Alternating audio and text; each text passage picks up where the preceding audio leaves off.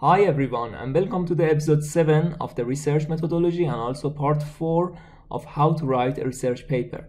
In this episode, I want to tell you how to write a dataset research paper, okay? Or how to publish a dataset and a research paper on it, okay? As I discussed in the previous episode, data are really important.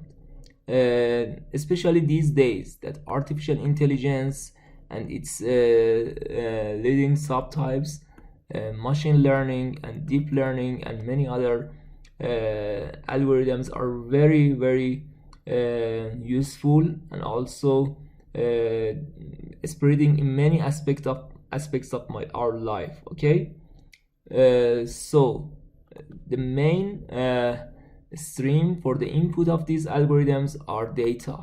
Okay, as much as the data are richer and more complete, the algorithm can perform better. Okay, so these days when you prepare a data that are appropriate for artificial intelligence, this is very interesting for researchers to follow and see your work. So it's worth to publish as a paper. Okay, and it's in the recent years we see that some papers just have been published for announcing and introducing a good data set in various contexts. Okay, so right now we will discuss which parts are mandatory or this research paper should have. First of all, it's that abstract introduction. Again, we will discuss about some fundamental concepts, literature review, and some highlights about your data set, its your contribution, its uniqueness, and many other things that make your dataset distinguished, and also make it useful for especially, for example, for AI algorithms or AI applications. Also, it's strongly recommended to analyze and explain about the related works. Then you should discuss about the proposed data sets, its dimensions, and some statistics about that, and so on, the value of the data, and also discussion and future works, open problems, which is optional, and also references. Okay, but it is a paper, so where you should put your data. There are many dataset sources in the world that you can cooperate and have collaboration with them. For example, and most of them are indexed here in Google Dataset. Kaggle is the very prestigious and well-known dataset source. Many prestigious institutes like National Institute of Health, National Cancer Institute. Also, this is really interesting and useful for data. Mendeley from Elsevier Incorporation, which you know that Elsevier is really prestigious in scientific publications. Some top universities and like Harvard Dataverse, Carnegie Mellon, University of California, Irvine, and some independent sites or organization like DataBiox, which I founded it on 2020. Okay, I will show you. Okay, so let's see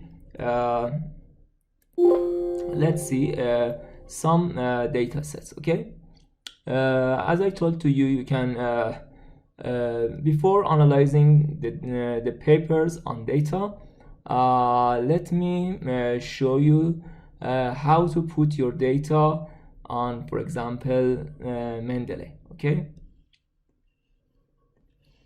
you can see that you will open this website. I will put the link for you in the description, data.mendeley.com, and you will register, and you can also find the data sets here. For example, we will search invasive ductal carcinoma. We have a data set on this. Let's see, does it show the result or not? Okay, these are some data sets on, for example, a type of breast cancer that you can see. Many data sets. You can see, for example, the invasive ductal carcinoma grading. Okay, let's see. You can see many data sets that you can go and download them. Okay, yeah, these are the sites. You can check the pictures, for example, grade 1, grade 2, and grade 3, and so on. Okay, so this is the Mendeley data which you can put your data on that. Or you can have cooperation with this site, databiox.com. In the data sets you can request your required data, or in projects you can see some of our current or past projects. Okay, so let's see what Dataset Research Paper have. Okay, this is a paper, a nice paper about a data set on stroke, and also published in one of the journals in Nature, which you know that Nature is really prestigious, one of the top and most prestigious scientific publications in the world. This nice journal, scientific data, and it is open access. You can see the title or data descriptor: a large open source data set of stroke anatomical brain images and manual lesion segmentation. You can see many researchers had contribution in this interesting research. First of all, we can see the abstract here, then a nice table, a very brief description about this data set, design type, for example, parallel group design, measurement type, nuclear magnetic resonance assay, technology type, MRI, factor type, and also sample characteristics. We can see, as I told to you, background and summary, which is some literature review and fundamental concepts about the main subject. Then the methodology of data gathering, which is really important. You can see here the methodology of data gathering, or in my PowerPoint you can see the proposed data set, data characteristics. Yes, you can see here,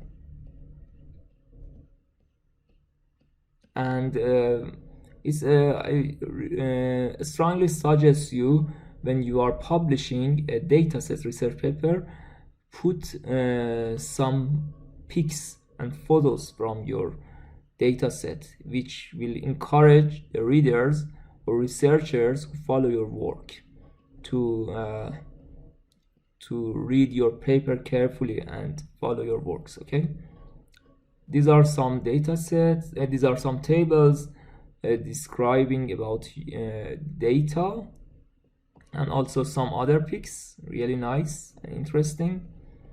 And technical validation, yeah, you can also can do some technical validation, and then usage notes and reference. Okay, also you can put a license here, which is open access. I should add a explanation here. In the data sets, you can, like this, you can make them publicly open and accessible for all, or you can insert a data availability section in your paper and describe if it is, for example, private or something else. You can write that the data may be accessible through a reasonable request to the corresponding order. It is also another way. Okay, so this is another very famous data set in gastrointestinal disease, Kvasir or Kvasir, a multi-class image dataset for computer-aided gastrointestinal disease detection. You can see it is a multi-center from multi-universities, especially in Europe.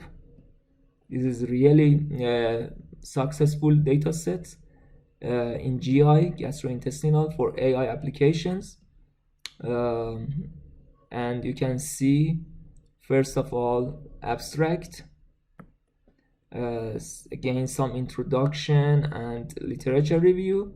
You can see with some nice pictures, then dataset details, and also some pics about data collection, the categories which you can see, for example, some types, some polyps and esophagitis, and many other things like ulcerative colitis and so on. Applications of the data set, which is really important, and also some suggested metrics, baseline performance, and also conclusion references. Then another research paper published in Scientific Data, which is really my favorite. Nature, you know, that is favorite for all of the researchers and who are enthusiasts in science and research and knowledge. Nature is really the best, and Scientific Data is also one of the really nice journals, and many valuable works, I believe, that is are published in Scientific Data. So another open access continuing that work is Kvasir-Capsule, a video capsule endoscopy data set. You know that these data sets are really helpful in the medical practice, because when you have an endoscopy data set or colonoscopy data set with labels by experts, then by using the AI algorithms and deep learning algorithms during the endoscopy and colonoscopy, the diagnosis would be really more accurate and better. Okay, you can see this is a big data set containing 117 videos, a total for about more than 4 million images, and also another descriptions. First, you can see the background and summary. Again, some other similar works you can see. Very nice summary. You can see another data sets, their findings, size, and availability. Such of these tables will highlight the difference of other works with your methods, and also, for example, some details about the methods. For example, here the imaging devices and equipments, and also data records, for example, how many of them are labeled or unlabeled. And as I told to you, the very nice part of datasets that I think is really mandatory, putting some nice pictures from your prepared datasets, and some technical validation, and at last technical validation, yes, and code availability, and also references. The next one is also like this newer segmented polyp data set, but I will not go through this because it's also like all of that. I will go to a different one, for example this one for histopathology, because all of the previous ones, for example, except this that was from MRI images, these ones was endoscopic and colonoscopic image dataset, but here we have a histopathological image dataset. Okay, it is a histopathologic image dataset. As you know, there are many types of medical images. One of those are histopathological image datasets. Okay, for grading breast invasive ductal carcinoma, you can see the others, and let's see, this is the abstract.